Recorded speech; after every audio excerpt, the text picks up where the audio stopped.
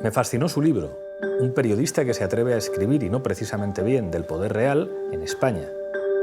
Hay que tener agallas y a mí las agallas me infunden respeto por encima de cualquier diferencia de opinión. En otra vuelta de tuerca, José García Abad.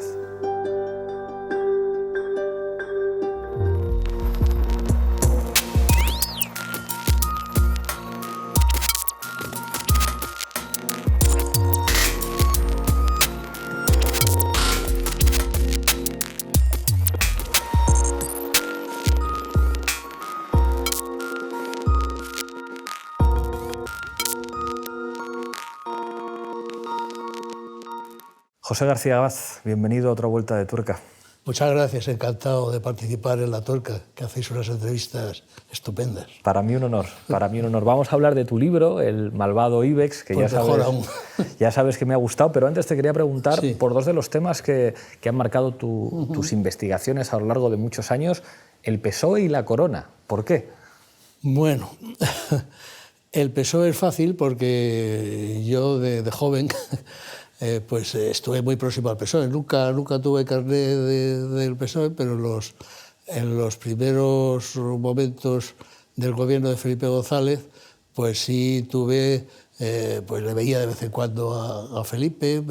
En algún momento determinado me llegaron a decir que era la lucecita de la Moncloa y demás, ¿no? La verdad es que las charlas con Felipe solo hablaba él, no dejaba hablar a nadie.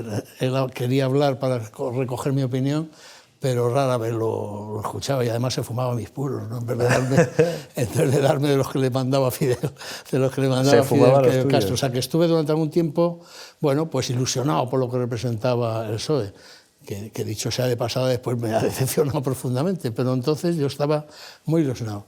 Y bueno, pues me hicieron algunas ofertas de cargos y demás que rechacé, porque he tenido muy claro que mi función es más la crítica que entrar directamente en una responsabilidad política, con el mayor respeto, ¿no?, a ti y a todos los que estáis en ese terreno. Yo no se lo recomiendo a nadie, ¿eh? O sea, a nadie que se dedique al periodismo le recomiendo que se dedique a la política. En el año 2013 me dieron un premio de periodismo, el Departamento de Periodismo de la Carlos III, y ahora los periodistas parlamentarios me han nominado azote de la prensa. Así que el sitio más cómodo en el que he estado yo haciendo política es el periodismo, mucho más que haciendo política en un partido. No, los azotes que das en general son bastante justos. Gracias. Luego quizá hablemos de eso. Pero vamos, la otra parte, lo de los reyes y la monarquía. Algo parecido a lo que me ha pasado con este libro, y es que quería romper el tabú. Es que la monarquía, bueno, pues se beneficiaba pues de una especie de algo más que tabú, de complicidad de la prensa. Al rey Juan Carlos se le perdonaba todo, se le reían todas las gracias, y nadie daba una información veraz, bueno, de un político, como lo hacemos de un presidente de gobierno o de un dirigente de la oposición. Y entonces en mi libro La soledad del rey fue la primera vez que yo conté pues los chanchullos de los negociantes del rey Juan Carlos. Conté, bueno, pues todo lo que pasó con Urdangarín y todo esto, 5 años antes de que la prensa se ocupara del tema. Era un tema tabú para toda la prensa, había una complicidad evidente, quizá en algunos de forma bien intencionada, porque decían, bueno, la monarquía, esto se cae, esto no aguanta, pues tiene una parte de culpa de que el rey llegara después pues a situaciones tan comprometedoras, ¿no? Que empieza, ya digo, por negocios que yo cuento ahí, con Kío y con Emiratos Árabes, etcétera, y luego pues todos estos asuntos que hemos ido viendo en los últimos 5 o 10 años, que concluyeron con Corina y el elefante y todas estas cosas, ¿no? Si la prensa hubiera hecho su papel, el rey nos habría confiado y creo que no hubiera llegado a esos extremos. Es muy difícil en España hablar del rey, pero probablemente es más difícil todavía hablar del poder real, de ese poder que representan algunos de los empresarios más poderosos. Para hacer este libro, ¿cómo te documentaste? Porque no debe ser sencillo conseguir testimonios y conseguir información. No, especialmente en el Consejo Empresarial de la Competitividad, que es el lobby de todos los lobbies, ¿no? Tenían instrucciones de no hablar con la prensa, y yo pues pude hablar con una buena parte del Consejo Empresarial de la Competitividad. Yo he hecho toda la vida periodismo económico y bueno, los conozco a todos, y bueno, todos me pidieron, por supuesto, que hablaban o de récord, desde el anonimato, pero hablaron a tumba abierta algunos de ellos, o sea, a lo que pasaba dentro de este organismo, por decirlo así, de este artefacto, se podría definir mejor, bueno, pues que de informaciones que proporciono aquí que no se habían hecho públicas nunca, ¿no? Tú en tu libro hablas del Consejo Empresarial de la Competitividad. Es el lobby de los lobbies, como explicas aquí, es un organismo enormemente importante, es una especie como de Estado mayor del poder económico en España, pero de esto no se habla. O sea, los medios de comunicación no hablan de ellos, nadie sabe quiénes son. ¿Qué es? Para que nos esté escuchando sepa qué es el Consejo Empresarial de la Competitividad. Sí, se empieza a hablar ahora que está a punto de morir. O sea, la fecha de función está ya marcada. 2017, ¿no? Que es en febrero próximo, cuando concluye el periodo de la presidencia de Alierta, de César Alierta. Está ya liquidado. Por otra parte, no se reúnen desde hace tiempo, ellos se dan cuenta de que han fracasado, como luego veremos. Pero bueno, cuento lo que es, tal como me preguntas. Es una reunión que uno de los miembros del CEE me define como la reunión de 15 machos alfa, dice ellos. Porque solo hay una mujer, Botín. No estaba entonces cuando se crea, porque se crea hace 5 años. Que estaba el padre. Estaba el padre. Y el padre con la Alierta fueron los que organizaron, fueron la santísima dualidad de este periodo. Pero no son una reunión de empresas que se organiza con criterios objetivos, como puede ser la COE o el Círculo de Empresarios. Es muy extraño y no tiene precedentes en el mundo esta historia. Es una reunión de magnates que yo le llamo la tercera cámara o la cámara de la plutocracia, ¿no? Tenemos Congreso, Senado y la cámara de los grandes potentados. No hay razones objetivas, ya digo, porque ellos me plantean, con los que he venido hablando, que la idea era reunir a las empresas con mayor capitalización bursátil. Mentira. Primero, porque muchas no están en la bolsa, como el Corte Inglés o como Mango. Entonces es un extraño artilugio en la cual se crea, se organiza, se selecciona, se recluta por parte sobre todo de Botín y Alierta de forma un tanto caprichosa. Son las personas que comulgan con una cierta idea política general sobre España, ¿no? O sea, tiene una visión política que ellos dicen que se debe al patriotismo. No dudo en la buena intención de algunos de ese patriotismo, es un patriotismo plutocrático extraño y que incluso con estos principios que les une de ayudar a España, se llama consejo y no asociación ni nada de esto, porque lo que tratan es justamente de aconsejar a los gobiernos, o sea, de indicarles por dónde deben caminar, ¿no? Algunos con muy buena intención, otro de los que he podido hablar me decía, bueno, pues es que este espíritu inicial se ha prostituido y aquí están unos señores que sacan pecho y que quieren potenciar su figura política, ¿no? En definitiva, ellos quieren suplantar a la COE, a la Confederación de Empresarios, ¿no? Porque dicen, que estos chicos pues pierden mucho el tiempo con tantas reuniones y documentos y tal. Dicen, no, a la parálisis por el análisis, como se dice. Pero claro, todavía dice, bueno, la COE puede buscar pactos con los sindicatos o en todo caso puede influir más que específicamente en la política económica del gobierno, en la política económica que tiene que ver con las relaciones laborales. Te imaginas perfectamente a la COE, pues dictando o influyendo la política laboral del gobierno, pero claro, estos son más grandes. O sea, los Alierta, los Botín, ¿cuánto mandan estos? Mandan muchísimo y el problema ha sido que acostumbrados a mandar muchísimo, pues no han podido disimular su prepotencia y su arrogancia, ¿no? Que es una de las características que ellos tienen. Hay un detalle significativo que da idea de que no era la típica agrupación sectorial que defiende legítimamente sus intereses, que es que no se puede delegar. O sea, no es una reunión de empresas, sino de los grandes magnates. Claro. Ellos no pueden decir que venga el Consejo Delegado a esta reunión o que sea. No, está prohibido delegar, lo cual da una idea. Y luego otra aberración es que están juntos bancos e industrias, que tienen intereses absolutamente contradictorios. Entonces, aquí la unión de banqueros y no banqueros pues como comentaba antes, indica que no iban a defender intereses porque son incompatibles, sino que tenían otra visión metaempresarial, ¿no? Una visión claramente política. Más política. Antes mencionabas, a propósito de la corona, la responsabilidad de la prensa, seguramente por omisión, que tiene que ver con, bueno, pues con las barbaridades de Juan Carlos y sobre todo con las cosas que vimos al final.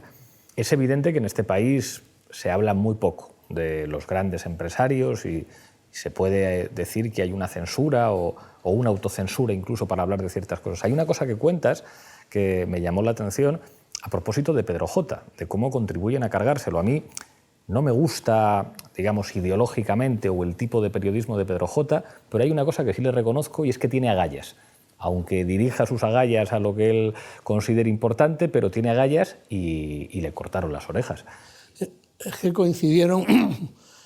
Ahí sí que es un ejemplo claro de combinación de esfuerzos entre el gran poder económico y el poder político. Es un caso de libro casi, ¿no?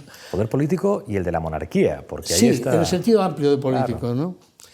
Porque claro, dentro del CEC estaban dolidos con algunas cosas publicadas en El Mundo, especialmente Alierta, porque claro, el periódico informó del proceso por información privilegiada de cuando Alierta estaba en Altadis, claro, lo que antes había sido Tabacalera, sí. En beneficio, pues en un momento determinado su sobrino compró una serie de acciones en un momento en que iba a haber una serie de noticias que iban a elevar las acciones, para resumirlo, la compra de una fábrica de puros en Estados Unidos y una subida de precios del tabaco. Entonces, unos días antes, el sobrino compra acciones y, claro, saca un rendimiento inmediato. Esto se procesa a Alierta, se le condena en las instancias, bueno, en la audiencia provincial de Madrid, recurre a Alierta al Supremo y en el Supremo, sin negar los hechos, pues señala que ha prescrito. Pues la verdad, el único que se atrevió, porque en efecto Pedro J. tiene eso, yo también discrepo en casi todo su línea, pero claro, Pedro J. cuenta todo esto, va dando información, es el único, los demás periódicos silencian el asunto. Todo estaba cabreado. Alierta llega a decir, como cuento en el libro, este tío me ha hundido, me ha marcado la vida y ha matado a mi mujer. La mujer de Alierta muere poco después, el sobrino era de la mujer. O sea, es tremendo la cruzada que Alierta dice, hay que acabar con este tipejo, ¿no? Viene a decir. Y Botín estaba cabreado también por las informaciones del Mundo sobre la cesión de créditos y otro tipo de cosas, y había un ambiente dentro del CEC de acabar con Pedro J. Y de hecho, bueno, le hacen luz de gas, le retiran publicidad. Antes intentan que el periódico se lo compre Planeta, e incluso Botín llega a ofrecer a Lara pues que lo puede montar una operación por medio de alguna empresa para que él no asuma el riesgo de la compra del periódico, etc. Se hacen numerosos intentos con los italianos, con los dueños del periódico, que es la Corriere della Sera, ¿no? Se hacen intentos, sostienen a Pedro J. hasta que llega un momento que, claro, le quitan la publicidad y ceden, los italianos ceden y le entregan la cabeza, ¿no? Ese es uno de los casos. Pero es que esto es tremendo, o sea, que teniendo el poder de la publicidad tú puedes controlar quién habla mal de ti o quién no se puede atrever a hablar. No solo de la publicidad, sino que tiene también el poder del crédito. Claro. Es que yo en un momento determinado expreso una fórmula, digo que la libertad de prensa es inversamente proporcional a la deuda. Claro. Y los periódicos están muy endeudados y el país, que si quieres luego hablamos también de la operación de salvamento del país, pues el Grupo Prisa, en definitiva, claro, llegó a tener una deuda de 5.000 millones de euros. O sea, estaba en quiebra absolutamente. Quiebra total. Lo que pasa es que nadie se atreve a decirle a Prisa, al gran poder mediático, vamos, ni la Agencia Tributaria ni la Comisión Nacional del Mercado de Valores, decía usted o amplía capital o cierra. Total. O cierra esta. La prensa tiene eso. Que te quiero preguntar, y luego iremos con lo de Prisa, tú que les conoces, ¿qué piensan de nosotros?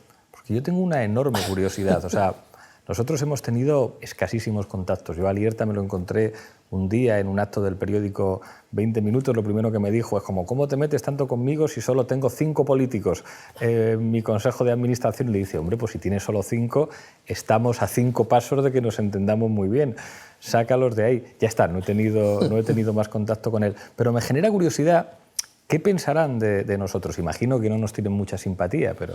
No solo 5, es que Alierta, la Telefónica de Alierta, ahora ha cambiado con el nuevo, es algo más y muy diferente de una compañía de telecos, mucho menos. Él arropa a mucha gente que él considera, en algunos casos, bueno, pues con buena intención, que han hecho grandes servicios a la patria, gente que ha sufrido víctima de terrorismo, personas que han ocupado cargos, algunos de ellos en un sindicato importante y que ahora estaba descolocado, bueno, o a la mujer de Madina, o al marido de Soraya, Sá de Santa María. Es un personaje, o se inventa un puesto en Washington para Urdangarín, en los momentos en los que todos conocemos, de todo este culebrón de Urdangarín y la Infante y demás. Entonces, él genera cantidad de complicidades en la sociedad civil, por decirlo así. No desatiende a nadie, pero claro, en contra a veces de los intereses de la compañía. De hecho se mete en el capital de Prisa, pues donde tiene como un 13% aproximadamente, en un momento en que en los fondos de inversión extranjeras, que son los mayores accionistas de casi todas las empresas españolas, pues están preocupados por la gran deuda de la propia Telefónica, que es del orden de 50.000 millones de euros, ¿no? Es un personaje singular. Le puso ahí a andar, como todo el mundo sabe. Sí, el Colegio del Pilar, todo eso. Exactamente, continuó la tarea del anterior presidente de Villalonga de hacer un grupo de prensa favorable al gobierno, continuó en esto y cuando llega Zapatero intenta cargarse a algunos de los que había puesto a andar, pues al presidente de Resol, Cortina, e intenta cargarse al presidente del BBVA, a Francisco González, de que cuento toda esta historieta, y también a Alierta. Y Alierta, muy hábil, pues le dice, mira, yo he sido fiel a Aznar y te voy a ser fiel a ti, conmigo no vas a tener ningún problema. Y eso se para. Y de hecho pone a Javier de Paz como hombre importantísimo dentro de Telefónica y al que se suponía que iba a suceder a César Alierta. O sea, este personaje se mueve con criterio y no se hace nada en el CES sin que Alierta lo apoye, lo aplauda o lo tolere, por lo menos. Y Botín pues hace un informe sobre Podemos, un informe confidencial, un informe privado sobre Podemos, sobre La Sexta, también hay otro informe. Desgraciadamente no he podido hacerme con ese informe, pero tengo la seguridad de que se hizo un informe. Entre otras cosas porque temían que ibais a tener más representación de la que tuvisteis, que hombre, que no estaba mal, pero él temía mucho más, y entonces, bueno, pues ahí se planteaba lo que podía ocurrir. O sea, pero ese informe existe. Existe. No sé si no lo habrán destruido, existe, se ha hecho. Encarga a alguien que haga un informe sobre nosotros. Exactamente, sí, sea un grupo. Una de las cosas que cuentas en el libro es la relación de los grandes empresarios en España con los diferentes presidentes del gobierno, que no ha sido la misma. O sea, yo recuerdo que, porque esto me consta, en el debate de investidura le dije a Rajoy, a usted le quisieron quitar de en medio, porque el proyecto de que hubiera un acuerdo PSOE, Ciudadanos, PP, era un proyecto que le interesaba a las élites y de alguna manera que Rajoy dimitiera y se quitara de en medio y llegara un candidato del Partido Popular con menos pasado podía facilitar las cosas. Le presionaron y Rajoy resistió. Y por lo que nos cuentas en el libro, pues la relación con Rajoy no es la misma que la que tenían con Zapatero, que la que tenían con Aznar, en el pasado con Suárez. ¿Cómo se han relacionado con los presidentes? Claro, entonces no estaba el CEP, pero sí estaba en la AEB, que es la patronal bancaria, o estaba la propia COE, ¿no? En la COE, cuando lo dirigía, primero Ferrer Salat y sobre todo Cuevas, optó por cargarse a Suárez y apoyar a Fraga, ¿no? Alianza Popular. Tanto la COE como la AEB, ¿no? Y por supuesto, en la COE todavía, después con el PSOE, se pudieron ver con Felipe González, acompañado de, no me acuerdo si de Boyer, creo que de Boyer, y llegaron a un acuerdo. Felipe González dijo que no iba a nacionalizar nada. Boyer, que era el de las nacionalizaciones antes. Inicialmente era el que decía que había que nacionalizar la banca, ¿no? Pues le convence de que él no va a hacer daño y que no le jodan a él tampoco, perdonad por la expresión. Y entonces, bueno, suaviza un poco la cosa. Pero la EB no, la EB dirigida por Rafael Termes es salvaje contra Felipe Esos son González. los bancos, esa es la patronal bancaria. La patronal bancaria, sí, Asociación Española de la Banca Privada, ¿no? La EB es salvaje primero contra Suárez. ¿Por qué? ¿Por qué contra Suárez, no? El pobre hombre. Por cierto, he hecho un libro sobre él, Adolfo Suárez, una tragedia griega. Aprovecho la oportunidad de vender mis libros. Claro. A mí es una figura que me encanta. Leí la biografía que le hizo Gregorio Morán y me hizo conocer a diferentes Suárez. O sea, y digamos el Suárez arribista que va escalando poco a poco desde Ávila y tal. Hay el Suárez que de alguna manera está teledirigido por Fernández Miranda, por Juan Carlos y tal, pero luego hay un Suárez libre. Un Suárez libre que decide tomar sus propias decisiones en política internacional, que decide correr, y es el Suárez que quieren matar. Y ese Suárez a mí me interesa y me gusta. Él es hijo de un republicano de Sánchez Albornoz y él es un hombre republicano en el fondo, ¿no? Pero bueno, claro, él hizo toda su carrera política en el régimen, claro. Además en el movimiento, era el jefe del partido. En el movimiento y luego cercano a los sectores del Opus. Del Opus, claro. Exactamente, ahí entre Falange y Opus estaba bueno. Pero claro, él quiere quitarse esa espina y quiere demostrar que él no es protector de los empresarios, que él no y claro, le temen, porque dice, cualquier día, me decía a mí un banquero, dice, cualquier día se levanta así muy chulo y nacionaliza la banca. Cosa que no esperaban de Felipe, pero sí. Suárez hubiera sido capaz, o sea, por actitud humana hubiera sido capaz. Bueno, de hecho, él pide, cuando se constituye el Congreso y los asientos esos que luego tantos problemas habéis tenido, él pide estar en el ala izquierda del hemiciclo. O sea, es un hombre que le hubiera gustado ser Felipe González, pero bueno, ya estaba inventado, ¿no? Total. Y claro, genera inquietud, genera incertidumbre, que es lo que los empresarios toleran peor, ¿no? Después, con Felipe González, le echan una mano financiera, también él seduce a los banqueros, de hecho, Felipe González, ¿no? Carlos Marx, que ese es uno de los pocos que se ha atrevido a hablarme directamente, pues convoca botín, dice hay que darle dinero a esta gente y demás. Bueno, Felipe le dice, hombre, sí, pero es que aquí no pagáis impuestos ni Dios, joder, tenéis que pagar algo, etc. Bueno, llegan a un tipo de acuerdo. Y con los otros presidentes, después de Felipe González, con Aznar, pues bueno, pues con Aznar, tanto la COE como la EB pues estaban encantados. Lo que pasa es que Aznar no se hacía mucho caso, entre otras cosas porque a la derecha le molesta que se le vea que tiene una relación demasiado próxima con los empresarios. Y en cambio a Zapatero le encantaba presumir de que iban a verle. Exactamente. En cambio, en general a la izquierda, pero a Zapatero de forma especial, que reunía a los banqueros, y bueno, pensaba que con los grandes empresarios, porque el inicio del CEC, la prehistoria del CEC, lo organiza Zapatero. Organiza una cosa parecida que todavía no se llama CEC. Organiza una reunión de... Zapatero veía la política con una sucesión de fotos, ¿no? Y entonces la foto con los empresarios, y dice, bueno, pues la gente verá que cuento con el apoyo de los empresarios. Pero él sabía lo que eran, ¿eh? Yo una vez cuando le conocí le pregunté, ¿cómo son esta gente? ¿Cómo son los grandes empresarios? Y me dijo, hombre, Pablo, de derechas, son muy de derechas. O sea, él era consciente. Hombre, claro que era consciente, ¿no? Pero claro, en cambio la derecha es más escrupulosa. Porque que no se vea que está vendida el capital, ¿no? Trata de demostrar eso, cosa que la izquierda tiene otra visión de las cosas, ¿no?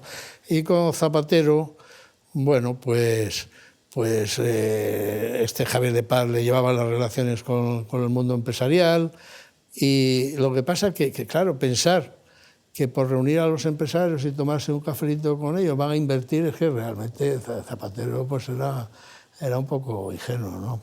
Y de hecho pues estaban, salvo Botín, que en un momento determinado le dijo a Zapatero, tienes que seguir, cuando Zapatero estaba ya hundido, tienes que seguir hasta el final, por el bien de España, etc. O sea, yo lo he oído decir a Botín, tú eres el mejor presidente que ha tenido. Pero eso lo debía decir a todos, ¿no? O sea, decía a todos. Y no quiero decir Villarmir, que ahí lo sitúo como el pelota mayor del reino, que solo he oído yo decirle a Zapatero, joder, tú eres él también, eres el mejor presidente. No sé para qué coño necesitas tú un ministro de Economía, ¿no? Pero vamos, de hecho, obviamente los empresarios se sentían más cómodos con Rajoy. Pero Rajoy ha tenido mucho cuidado de no hacer estas reuniones. Hace una vez con el CEC, hacía una reunión una vez al año, pero en cambio no reunió a los banqueros como hizo Zapatero. Los recibía uno a uno y casi clandestinamente. Bueno, clandestinamente, porque no aparecía en la agenda oficial, no aparecía nada. Y nada más ganar las elecciones, antes de ser presidente, cuando era presidente electo, pues los periodistas se apostaban ahí a ver a quién veía, los primeros que veía. Y en efecto, pues fueron 3, no todos los banqueros, pero sí, excluyó a Botín, porque a pesar de que se lo dijera eso a todo, Botín le parecía que era demasiado zapaterista. Pero sí se vio con Fainé, con FG y demás, ¿no? Te quería preguntar por otro de los poderes que señalas aquí, que es el poder de las eléctricas. El poder de las eléctricas es tremendo, pero ya desde Franco. O sea, ya los ministros de Franco tenían el electropoder, que le llamábamos entonces. El electropoder, claro. Es tremendo. El poder de las eléctricas es tremendo. Eso sí es un lobby feroz, podemos decir. Es tremendo. Juegan o han jugado más. Bueno, para empezar son un oligopolio, con lo cual no hay mercado. Ellos dicen que sí, que se ha liberalizado el sector, etcétera. Mentira podrida. Eso es un oligopolio en el que no hay mercado, no hay nuevas entradas, eso está ya tal. Pero bueno, ellos juegan con el miedo, ¿no? El miedo al desabastecimiento, el miedo a los apagones. Oye, pues vosotros si lo nacionalizáis ya veréis, que ya he visto que tú sí, y lo cuento en el libro, vamos, que apoyas la nacionalización de las eléctricas en cierta manera, ¿no? Como medida extrema. O sea, nosotros lo que planteamos es, esto no tiene por qué ser lo que se haga, pero esto es una cosa que prevé la Constitución, y si la cosa se pone muy mal y no se cumplen los derechos humanos, pues bueno, el gobierno nacionalizó Bankia. Nosotros a priori no lo desearíamos, pero creo que eso nunca se puede excluir, y máxime cuando tienes comportamientos oligopólicos o incluso de comprarse políticos, que es lo que hacen al llevar a expresidentes y a exministros. Y desde luego, que la nacionalización exista como posibilidad, creo que es la mejor manera de ir a una mesa de negociación. Entonces puedes llegar a un resultado mejor que si entras con dogmatismos de que no se puede aplicar la Constitución. Muy interesante. Tú lo llamas desprivatizar, ¿no? Claro, eso sobre todo para, digamos, una cosa que aprendimos de algunos países del norte de Europa que habían empezado a llevar a cabo tareas de desprivatización de empresas públicas que funcionaban bien y que se habían privatizado y que ya no prestaban servicios esenciales como empresas privadas, y a las que, bueno, pues se recuperaba su titularidad pública. Hombre, ya se acabó la etapa en que la patronal eléctrica UNESA repartía dinero a toda la prensa y de hecho sí era el poder fáctico de la UNESA. Ahora, algo parecido a lo que ha pasado con la banca. La banca, claro, cuando llamábamos los 7 grandes, sí, los banqueros se reunían a comer una vez al mes. Ahí cuento en el libro como yo, que era entonces presidente de la Asociación de Periodistas Económicos, digo, oye, en Estados Unidos os meterían en la cárcel solamente por esta comida de los 7 grandes. En las eléctricas ha pasado lo mismo. Al final se han ido agrupando y cada empresa eléctrica, que en realidad, sobre todo Iberdrola, Endesa, aunque Iberdrola, Endesa y Gas Natural Fenosa. Y Gas Natural Fenosa. Esos son los poderes fácticos cada una de las compañías. Aunque Endesa ya es italiana más que española. Es 100% italiana. Bueno, hay algo en el mercado, pero realmente el 75% es del Estado italiano, ¿no? Ahí también hizo una operación Zapatero que por españolizar la compañía, antes Aznar, para que no cayera en manos catalanas, cosa terrible. Se alió con los alemanes de EON para que no cayera en manos catalanas, ¿no? Pero luego Zapatero, con Miguel Sebastián de ministro de Industria, pues para evitar, para mantener su españolidad, pues al final termina vendiéndoselo a Enel, a la empresa eléctrica nacional italiana, dando un pelotazo, que Entre Canales da un pelotazo, porque él, claro, Miguel Sebastián dice, no, voy a hablar con Entre Canales, para que él se haga cargo de la compañía y así queda dentro de una empresa. Para entregarles inmediatamente, sacar una plusvalía impresionante, se retira del asunto y se quedan los italianos con ello, ¿no? Pero vamos, quiero decir que aparte de esto que dices de las puertas giratorias y de todo ese tipo de cosas, pues las eléctricas pues tienen un formidable también aparato técnico. O sea, es apabullante. O sea, hay personas como Jorge Fabra, que es una de las personas que se ha tenido tiesas, fue presidente de Red Eléctrica Española y él ha estado en distintas operaciones relacionadas con el sector eléctrico, ¿no? Claro, él me decía, bueno, es que es apabullante, tienen los mejores abogados, los mejores ingenieros, los mejores... O sea, al final, eso también es una ventaja competitiva, compran todo lo más caro del mundo y es muy difícil enfrentarse a estos que le buscan las vueltas a la legislación, que te hacen unos informes magníficos apoyados por premios nobles, etc. Tienen esa fuerza apabullante, ¿no? Y luego, bueno, pues aunque en teoría, durante alguna época, cuando llegaron los socialistas, a mí Solchaga me decía, cuando era ministro de Industria, estaban quebradas todas. O sea, de hecho, no las nacionalizaban porque no vamos a nacionalizar unas quiebras, vaya un negocio que vamos a hacerlo, vamos a salvarlos y encarrilarlos por otro camino, ¿no? Y claro, luego pues estas empresas al final pues han conseguido todos los objetivos que se propusieran y la legislación que más les favorecían, ¿no? Vamos llegando al final, quedan 2 bloques de entrevista. Uno es el cuestionario y después la rueda de reconocimiento. En el cuestionario, la primera pregunta es: ¿a qué temen las grandes empresas en España? Pues os temen a vosotros. Ellos dicen que temen a la incertidumbre. Precisamente de lo que más presume Rajoy es de que es una persona previsible en extremo. Y bueno, básicamente eso. Ellos dicen que el empresario necesita un marco estable, previsible, etc. Esa es la forma digna de plantearlo, ¿no? O sea, temen que la legislación aborde una limitación de edad, que aborde que de verdad, no digo que la empresa sea una democracia, que es imposible, pero sí que existan contrapesos al poder absoluto de un presidente, desde el momento que está en bolsa y hay cantidad de accionistas, que exija más transparencia, exige un cambio claro, radical en las políticas, ¿no? Lo que podéis representar vosotros o lo que puedan representar quien sea. Quien sea que afecte. Eso es una de las cosas que ellos temen. Conociéndoles, ¿cuál dirías que es su punto débil? Bueno, yo digo en el libro que son tan poderosos como vulnerables, ¿no?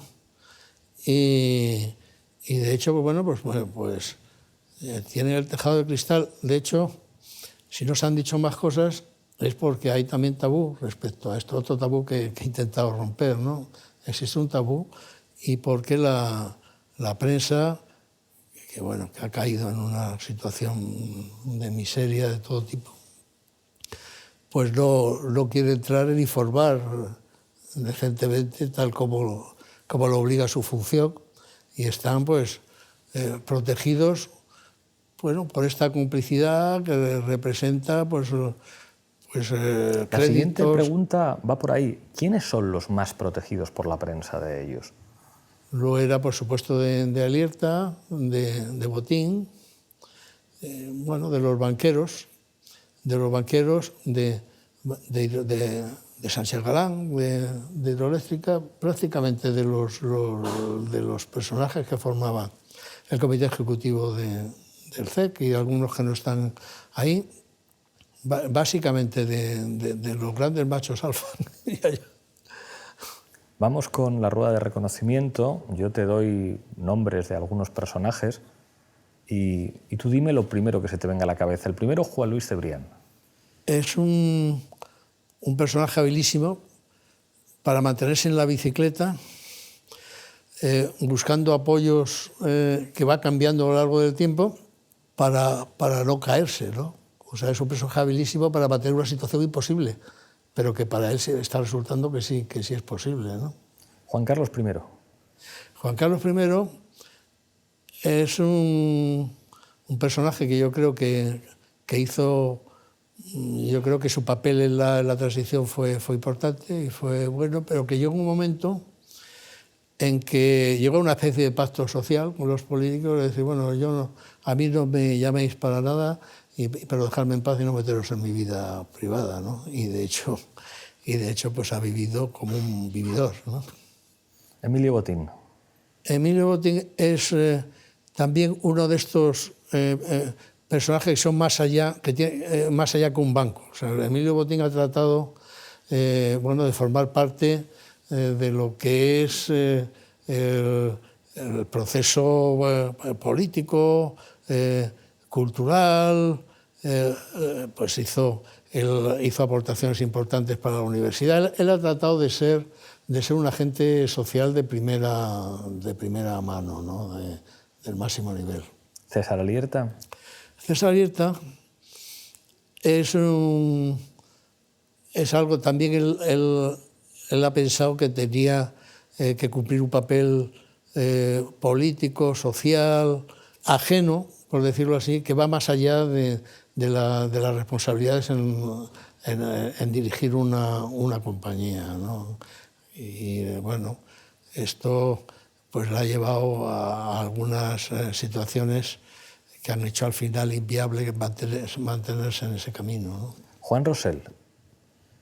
Juan Rosell lo tiene complicado porque está entre Madrid y Barcelona. Es un personaje que en Barcelona dicen... A este es al que más he conocido yo, con el que más he podido hablar. Muy amable, muy amable. Es una persona que en cierta manera los del CEC decían este no puede ser presidente de la COE, por eso somos nosotros los que tenemos que llevar estas cosas. Te llama a la Merkel y no se pone, nosotros sí, se llama Botín o yo sí. Vamos a compararnos el dueño de la muñeca, esta Barbie, además, con nosotros. Es un personaje que a mí me parece un buen tipo, con una tarea muy difícil, que es, que ya digo, que es entre Cataluña, entre Madrid y Barcelona. Los catalanes siempre le dicen, hombre, ¿qué estás haciendo aquí? Estás vendido a Madrid, por lo que ellos entienden Madrid, o al PP o lo que sea, y aquí pues se le acusa de ser cómplice de los independentistas. Es un hombre que simpatizo con él por la dificultad de su tarea, por su buena voluntad. Y de hecho ha tenido que pasar en la COE precisamente por esa posición necesariamente ambigua, pues por muchísimas dificultades. Amancio Ortega. Amancio Ortega, a mí me parece, vamos, tengo de él un concepto muy bueno sobre él, vamos. A mí me parece que es el típico caso de un personaje que empieza pues con un taller pequeño y que logra pues convertirse, ahora sí es la primera empresa de capitalización bursátil con presencia en todo el mundo, y yo me quito el sombrero ante un personaje como él, vamos. Juan Roch. Le conozco menos, pero bueno, también se le puede decir de él algo parecido. Mercadona pues se ha convertido en el número uno, ¿no?, del sector. Ha hecho declaraciones desafortunadas desde mi punto de vista, pero bueno, él tiene mérito porque él no procede, como muchos otros grandes empresarios, pues del mundo de las empresas privatizadas, de las que han sido empresas públicas. No procede del mundo político, que al final están engarzados las empresas, sino bueno, que es un tendero, por decirlo así, mejor sentido de la palabra, que ha triunfado. Pues nada, me quito el sombrero ante él. Y por último, uno que es una rara avis, que aparece un momento y luego desaparece en el libro, Isaac Andic. Sí, Isaac Andic le conozco aún menos, pero bueno, pues es un personaje que no cumplía los requisitos del CEC, y un día se pasó por allí para despedirse de Botín y dijo, no, hombre, no, quédate aquí, rompiendo todos los reglamentos de CEC. No, hombre, ¿cómo vas a...? Él tuvo un papel importante en el Instituto de Empresa Familiar y, bueno, es un personaje simpático, de del que no tengo así una opinión muy elaborada, la verdad se ha dicho. Pues ahora sí que sí, llegamos al final. Te entrego la taza de la tuerca, que hay que coger con la mano izquierda. Claro. Y tienes que mirar a esa cámara y brindar por lo que quieras. No, bueno, brindo porque de verdad, por primera vez que tenemos un sistema casi parlamentario, semiparlamentario, lo más cerca de un sistema parlamentario que hemos tenido nunca, pues de paso después a un gobierno progresista y a un gobierno en el que realmente esté representada, a un gobierno y a un parlamento sobre todo en la que esté mejor representada la sociedad, los distintos sectores de la sociedad española. Pues muchísimas gracias, José, un honor. Un honor el mío.